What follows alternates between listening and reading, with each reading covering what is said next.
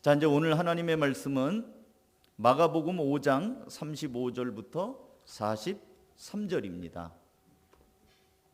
마가복음 5장 43절. 오늘은 많이들 나오셨기 때문에 여러분이 오래간만에 성경도 소리내서 같이 좀 읽었으면 좋겠어요.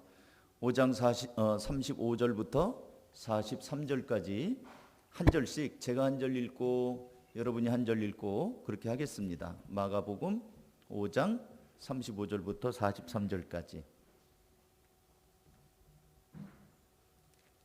자, 우리 청소년들도 다 찾으세요. 자, 읽습니다. 아직 예수께서 말씀하실 때에 회당장의 집에서 사람들이 와서 회당장에게 이르되 당신의 딸이 죽었나이다. 어찌하여 선생을 더 괴롭게 하나이까? 다 같이.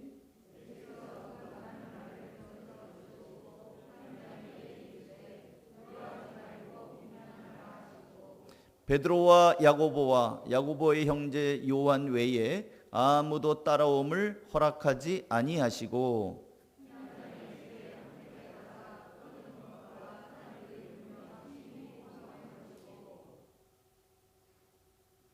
들어가서 그들에게 이르시되 너희가 어찌하여 떠들며 우느냐? 이 아이가 죽은 것이 아니라 잔다 하시니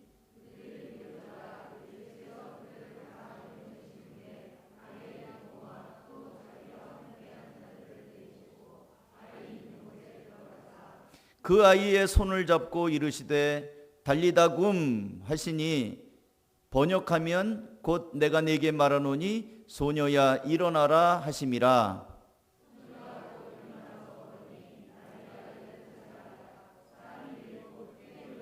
다 같이 읽습니다. 시작. 예수께서 이 일을 아무도 알지 못하게 하라고 그들을 많이 경계하시고 이에 소녀에게 먹을 것을 하시니라. 아멘. 한번 따라서 합니다. 달리다 굼. 오늘 설교 제목이에요. 달리다 굼. 달리다 굼이 무슨 말이에요? 네, 오늘 여기 본문에 보니까 번역하면 뭐라고 그래요? 내가 네게 말하노니 소녀야 일어나라. 그러니까 이제 소녀야 빼고요. 내가 네게 말하노니 일어나라 하는 말입니다. 그러면 내가는 누구예요? 예수님이죠. 네가는 누굽니까? 소녀죠, 소녀. 근데 소녀인데 어떤 소녀입니까? 죽은 소녀. 그러니까 예수님께서 죽은 소녀에게 가서 예수님이 말씀합니다. 일어나라. 죽은 아이야, 죽은 딸아, 죽은 소녀야, 내가 말한다. 일어나라. 이게 달리다 굼이에요. 오늘 설교 제목입니다. 다 까먹더라도 오늘 설교 제목만 기억하시면 여러분이 설교가 생각이 날 거예요. 달리다 굼. 따라서 한번 합니다. 시작. 달리다 굼. 다시 합쳐서 시작. 예, 잊지 마십시오. 오늘 본문은 무슨 이야기냐면 예수님께서 이제 무리들을 가르치시고 이제 이동을 쭉 하시는데 한 중년 남자가 예수님에게 와서 헐레벌떡 와서 예수님에게 다급한 모습으로 엎드려 절을 합니다. 그러면서 말하기를 예수님 큰일 났습니다. 제 하나밖에 없는 딸이 지금 죽었습니다. 아파서 죽어가려고 합니다. 예, 이 말씀이 23절, 22절 이렇게 22절부터 있어요.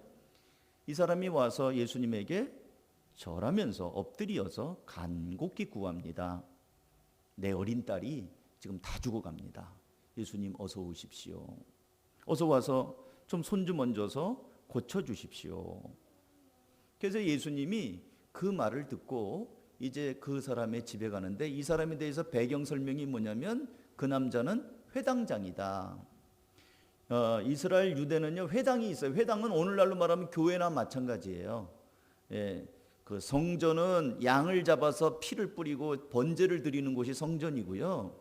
유대인들은 여러 지역에 살고 남자 10명만 모이면 회당을 지어서 교육을 하기도 하고 말씀을 가르치기도 하는 그런 곳이에요. 제사를 드리지는 않지만 교육기관입니다. 그리고 당시 유대인들은 세계 곳곳에 흩어져 있었습니다.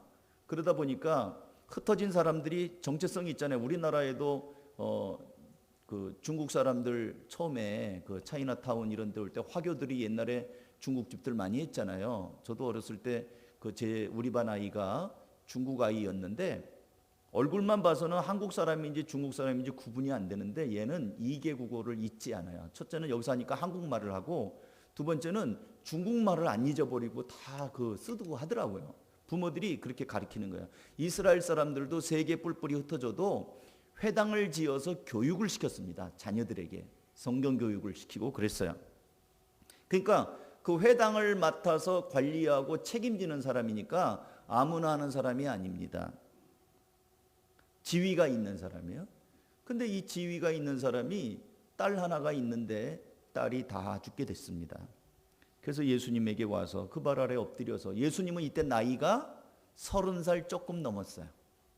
회당장은 회당을 맡을 정도 되니까 50 한 중반쯤 됐다고 보시면 됩니다. 40대 후반 내지는 50 중반쯤.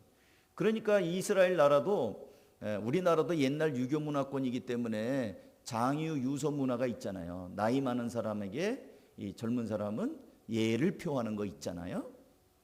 그러니까 예수님은 이제 한창 이제 젊은 30대 공생애를 나누는 30대 젊은이고, 이 회당장은 중년의 남자인데 또 지위도 있고, 예수님은 저 갈릴리에서 온 허름한 외모로 보면 가난한 청년이고, 근데 이 사람이 다가와서 예수님한테 엎드리면서 겸손한 모습으로 예수님, 내 딸이 죽어갑니다. 어서 오십시오. 그래서 예수님이 이제 그 사람을 따라서 이제 가는 거예요. 근데 중간에 해프닝이 발생합니다. 오늘은 그 시간이 아니기 때문에 제가 길게 얘기는 하지 않지만 12의 혈루증 걸린 여인이 예수님의 옷자락만 잡아도 내 병이 낫겠다 싶어가지고 군중들 틈에서 예수님 옷자락을 잡습니다. 그리고 몸이 깨끗하게 나아요. 그러니까 예수님이 누가 나를 만졌느냐 그랬더니 뭐 제자들이 아이고 예수님 사람들이 이렇게 많은데 밀렸겠지요. 뭘 그거 갖고 그러십니까? 그래서 여기서 시간이 지체가 됩니다.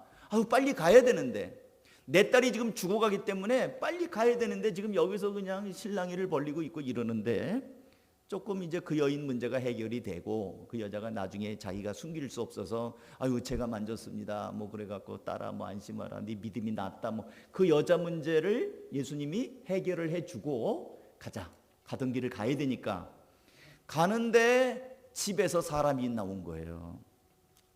예, 그게 오늘 31절 오늘 읽은 본문의 시작입니다. 말씀하실 때 회당장 집에서 사람이 와갖고 아유 큰일 났습니다. 따님이 그만 죽고 말았습니다. 더 이상 선생님이 오셔야 소용없습니다. 포기하십시오. 죽었습니다. 그러니까 예수님이 곁에서 그 하는 말을 들으시고 회당장에게 말하기를 두려워하지 말고 믿기만 하라. 그러니까 회당장이 그 말을 들을 때 얼마나 가슴이 덜컥 내려앉았겠어요. 죽었다고 하는데 이제 소용없구나. 예수님에게 와갖고 모시고 가는데 중간에 죽었다는 이 비보를 들으니까 얼마나 가슴이 철렁 내려앉았겠어요. 어떡하지? 많은 생각이 났을 거예요.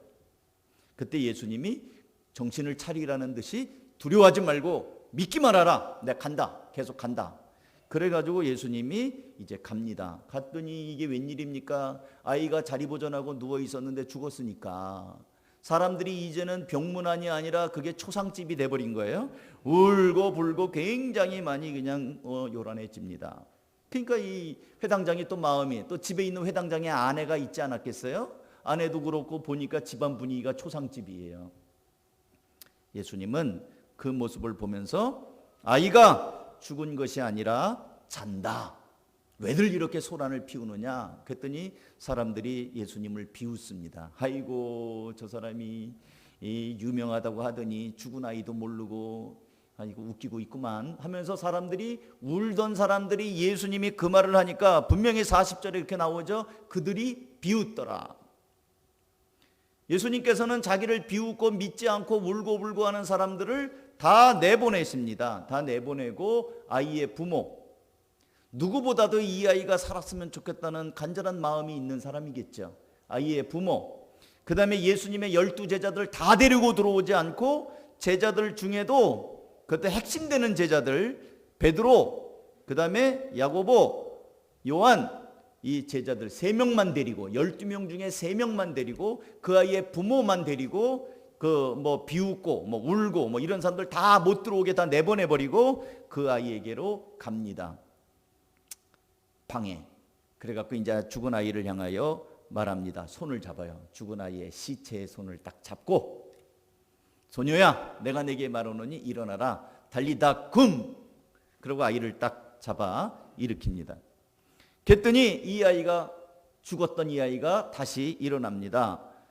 그리고 이 현장에 있었던 목격자는 누굽니까? 예수님 빼고 예수님의 제자 3명, 그 다음에 예수님의 부모, 그 아이의 부모, 이렇게 해서 5명이 이 아이가 살아나는 현장을 목격을 하게 됩니다.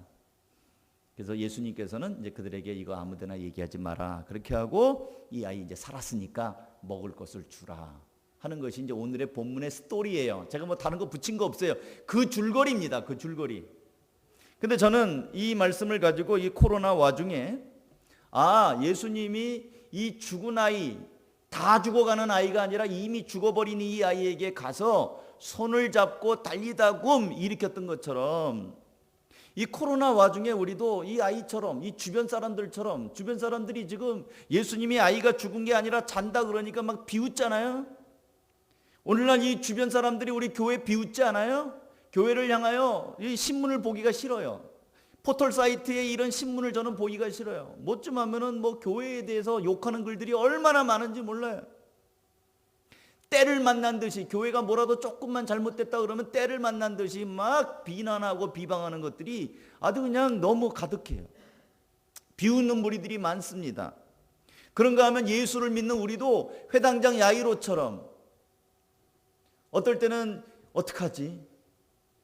정말 예수님을 믿는 게 맞나? 어떨 때는 어디 가서 나 예수 믿는 사람이라고 얘기하기도 자신이 없을 때가 있어요. 믿지 않는 건 아닌데 사람들 앞에 내가 그렇다고 막 묻지도 않는데 나 예수 믿는 사람이라고 말하기가 좀 껄끄러울 때가 있다는 거예요. 가슴이 덜컥덜컥 내려앉습니다. 또 그렇게 믿었던 사람들 제자들이라 할지라도 12명의 제자들 중에도 예수님이 3명만 데리고 갈 정도로 회의론자들이 많이 있어요. 이 교회 다니는 사람들 중에도 교회에 대하여 회의론자들이 많이 있어요. 교회가 제가 어떤 그 동네에 갔더니 큰 교회에 현수막이 크게 붙어 있더라고요. 교회가 잘못했습니다. 여러분 죄송합니다. 이렇게 붙여놨더라고요, 교회가. 그래서 제가 그 현수막을 보면서 교회가 뭘 잘못했지? 뭐가 죄송하지?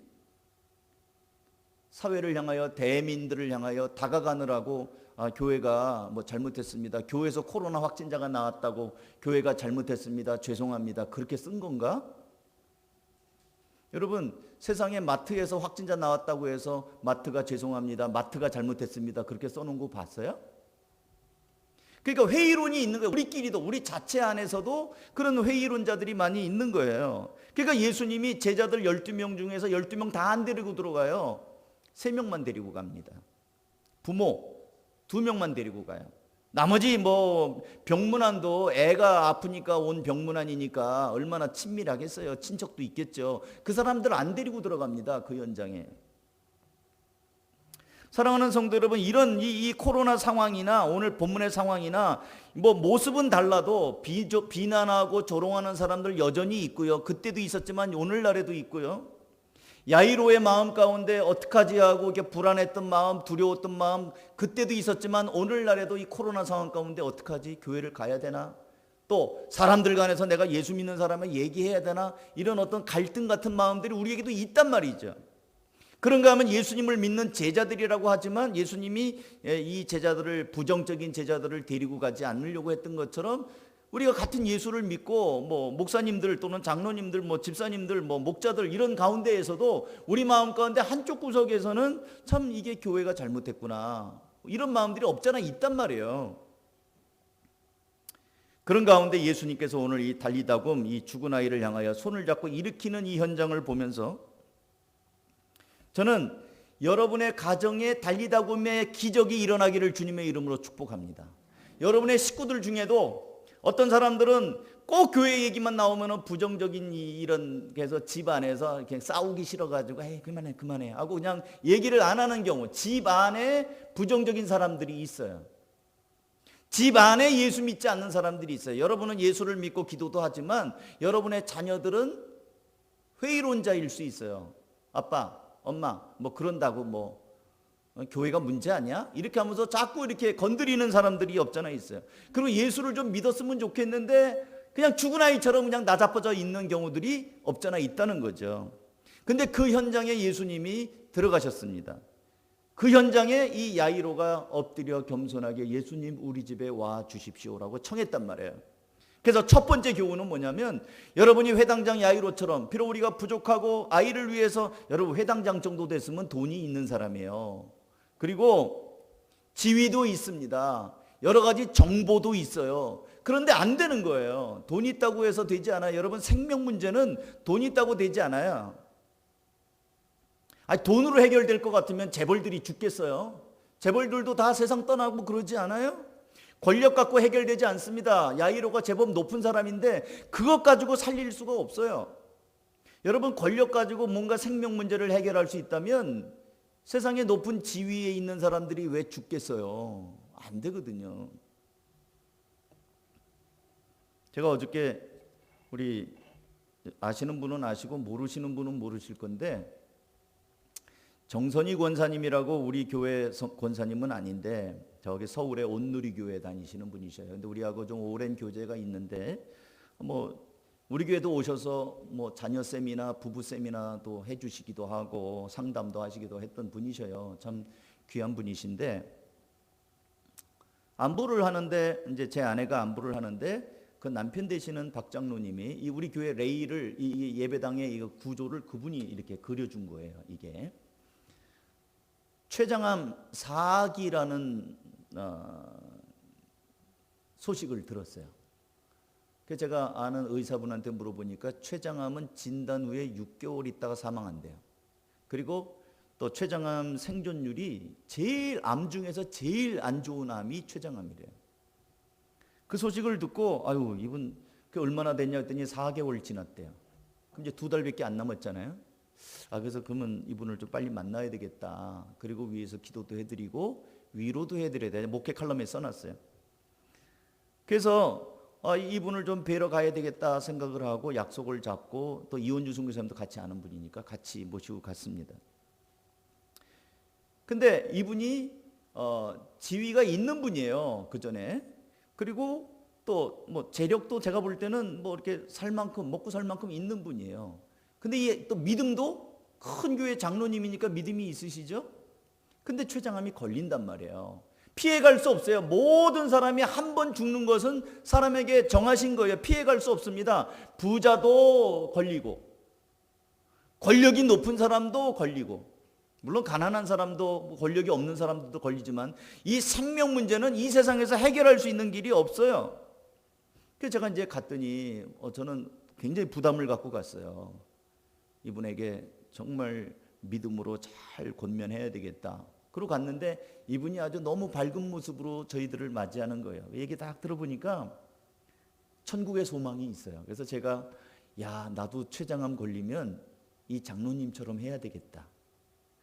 우리가 믿음이 있다고 하지만 정작 어려울 때 막 우왕좌왕하고 어떡하지 하고 막 이러는 이유가 뭐냐면 믿음이 있다고 기도하고 뭐 이러는 사람들은 봤는데 멋있게 믿음으로 마감하는 사람을 못 봤어요. 보고 배운 게 없어요. 우리 보고 배우잖아요. 그래서 제가 그 장로님을 보면서 어려울 때 몸에 중병이 걸릴 때는 저 장로님처럼 하면 되겠구나.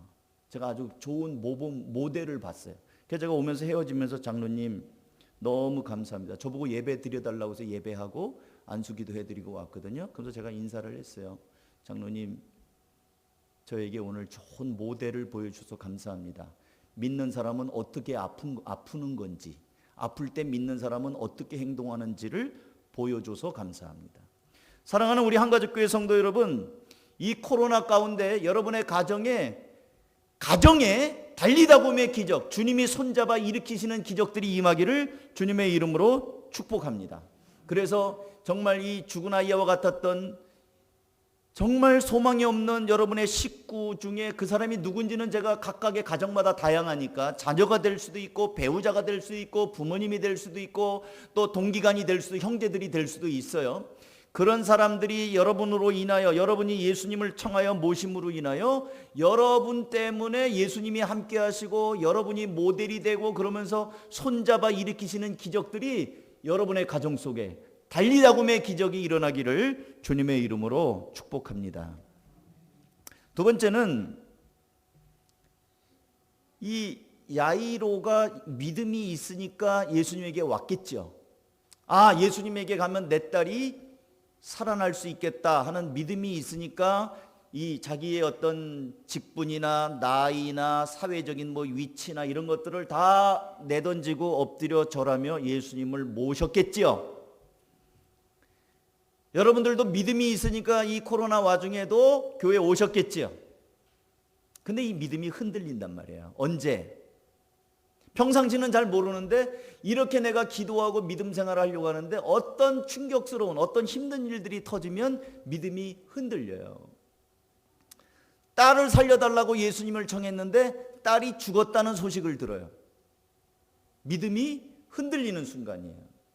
이것 좀 응답해달라고 기도했는데 응답의 소망이 없어져 버렸어요. 믿음이 흔들리는 겁니다. 그때 예수님께서 두려워하지 말고 믿기만 해라 하면서 이 회당장을 다시 다잡아 주십니다. 사랑하는 성도 여러분, 이 코로나 와중에 이제 아까는 가정이고요. 이번에는 여러분의 한 사람 한 사람 개인의 신앙입니다. 여러분은 여러분의 신앙을 100점 만점으로 준다면 몇 점 정도로 줄 수 있습니까? 평안할 때는 난 교회도 잘 다녀. 나는 바이블 타임도 해. 나는 또 이렇게 저렇게 뭐 목장에도 잘 가. 평상시에는 그러는데 막상 어려움들이 터졌을 때 여러분이 그때는 어떤 반응을 보이십니까? 평상시에는 예수님을 청하는데 막상 어려움을 당할 때 여러분의 중심은 어떻습니까? 당신 따님이 죽었습니다 하고 이게 소식이 올 때, 그리고 집에 들어가 보니까 진짜 딸이 죽어서 누워 있는 것을 볼 때 여러분은 믿음이 어떤 상태를 가지고 있겠습니까? 흔들리거든요. 이럴 때 하나님, 제가 사람이 살고 죽는 것 지금까지 코로나 상황을 보면 다 보셨잖아요. 처음에는 코로나가 별거 아닌 줄 알았어요. 그런데 저 멀리서 뭐 파도 조금 일어나는 거 별로 아닌 것처럼 보여요. 여러분 쓰나미 같은 게 그렇잖아요. 별로 아닌 것 같은데 시간이 갈수록 이게 막 파도가 오면서 나중에 다 집어삼키잖아요. 코로나 처음에 왔을 때는 별거 아닌 줄 알았어요. 근데 지금은 전 세계가 지금 다 코로나 팬데믹 아닙니까? 비행기도 못 떠요 지금. 필리핀 못 갑니다. 못 떠요 지금. 뭐 이제 겨우 뜨는 나라, 뭐 인도네시아 비행기 어쩌나 하나 뜨고, 남아공도 어저께 제가 대화를 나눠보니까 아직 모른대요. 비행기 못 뜬 지가 벌써 몇 달이에요. 별거 아닌 것 같이 있었던 것들이 막 계속 몰려와서 지금은 다 덮쳐버렸습니다. 이때 여러분의 믿음은 어떻습니까? 직장도 막 구조조정해. 뭐 항공사 같은 데도 지금 비행기가 못 뜬다고 해서 직원들 다 구조조정하고 그것도 안 돼서 팔리기도 하고 막 그러지 않아요? 직원이 뭐 600명, 900명이 한꺼번에 실직이 되지 않습니까? 이럴 때 그들 중에도 믿는 사람이 있겠지요. 제가 볼 때는 항공사 직원 정도 되면 그 중에도 믿는 사람도 있고 헌신자들도 있고 교회에서 중직자들도 난 있으리라고 저는 생각합니다. 근데 어느 날 갑자기 집사님이, 장로님이 회사에서 잘렸어요. 회사가 문을 닫게 돼요. 회사가 팔린대요. 이럴 때 이 믿음이 어디로 가느냐는 거죠.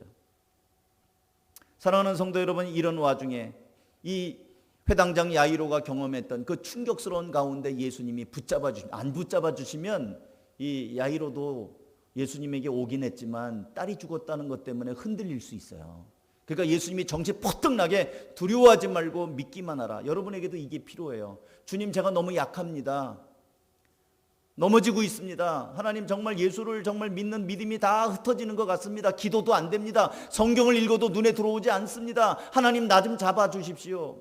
두려워하지 말고 믿기만 하라는 말씀 나에게도 좀 해주십시오. 그런 분들이 있다면 오늘 기도하세요. 야이로를 붙잡아서 정신 뻗떡 차리게 말했던 것처럼 나를 달리다굼, 내 신앙의 달리다굼이 일어나도록 이 와중에 나를 좀 붙잡아 주십시오. 내가 흔들리고 있습니다. 나를 좀 잡아주십시오. 그렇게 하시기를 바랍니다. 저는 이해해요. 그게 잘못도 아니고 또 그게 문제도 아니에요. 누구나 그럴 수 있어요. 그 다음에 이제 마지막으로 하나만 더 말씀을 드리면 다른 사람입니다. 다른 사람.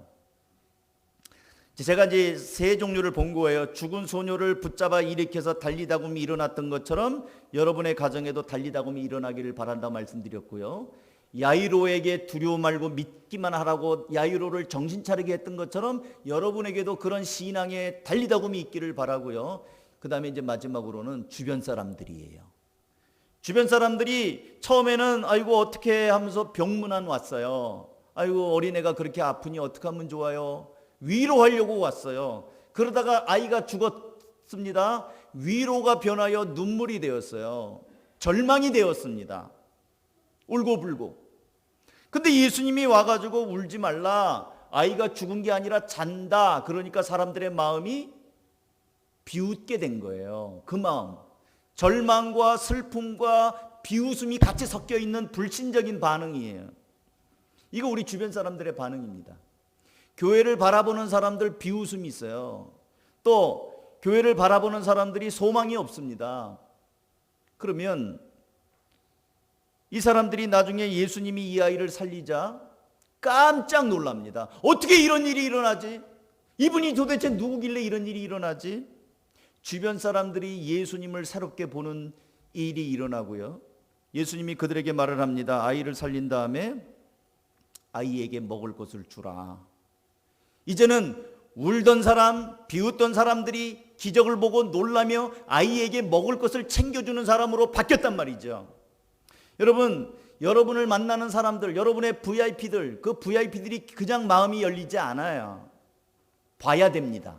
여러분을 통하여 하나님이 계신 것, 하나님이 여러분을 복을 주시는 것, 하나님이 여러분에게 기적과 능력을 행하는 것을 봐야 예수 믿는다는 게 저런 건가?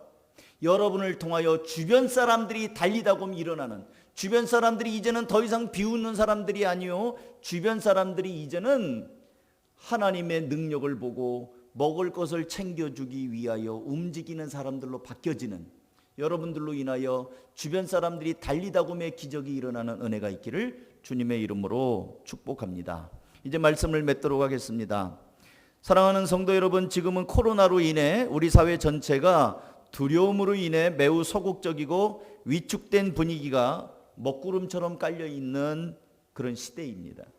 이런 때일수록 여러분 한 사람 한 사람이 주님의 은혜를 힘임으로 여러분이 달리다굼의 기적을 경험하고, 또 여러분의 가정에 아직도 불신 가운데 있는 사람, 그런 사람들에게 선한 영향력이 나타나 여러분의 가정이 또 일어나기를 바라고, 선한 영향력이 흘러가서 주변에 있는 무리들에게도 그렇게 살아나는 기적의 통로들이 될 수 있기를 주님의 이름으로 축복합니다.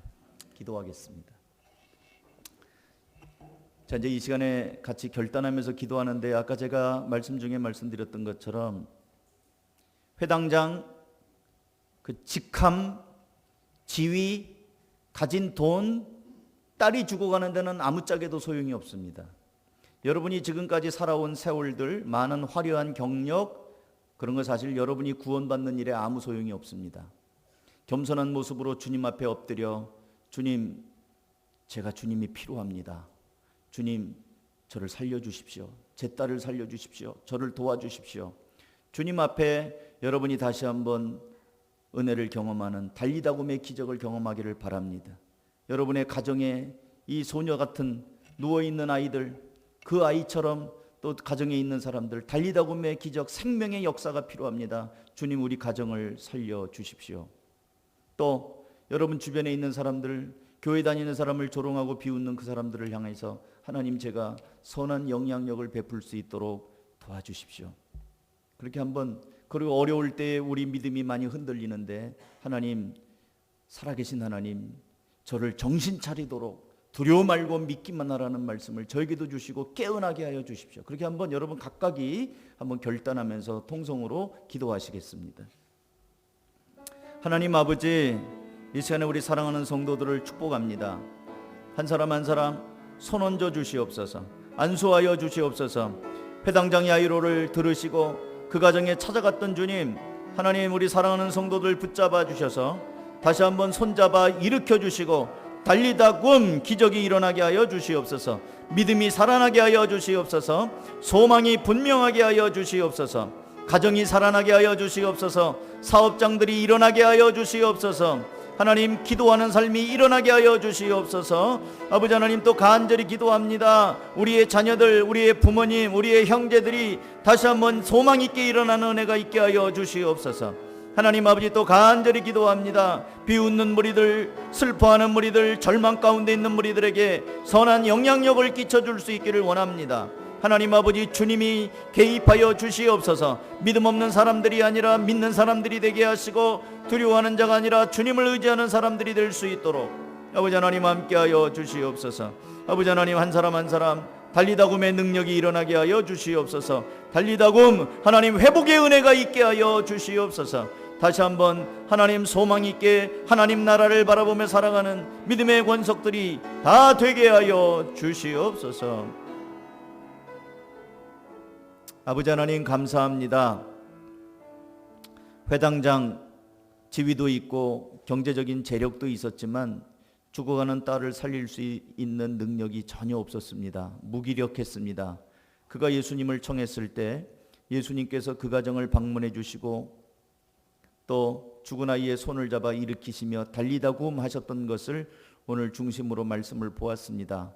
기도와 엎기는 우리 한가족교회 성도들 한 사람 한 사람 코로나가 길어지면서 사업장들이 위축이 되면서 또 사람과 사람과의 만남들이 또 이렇게 예전 같지 않아지면서 나도 모르게 연약해지고 또 침체되고 있는 가운데 있다고 한다면 아버지 하나님, 두려워 말고 믿기만 하라며 일으켜 주셨던 주님의 생명의 달리다 굼 역사가 각각의 성도들에게 일어나게 하여 주시옵소서.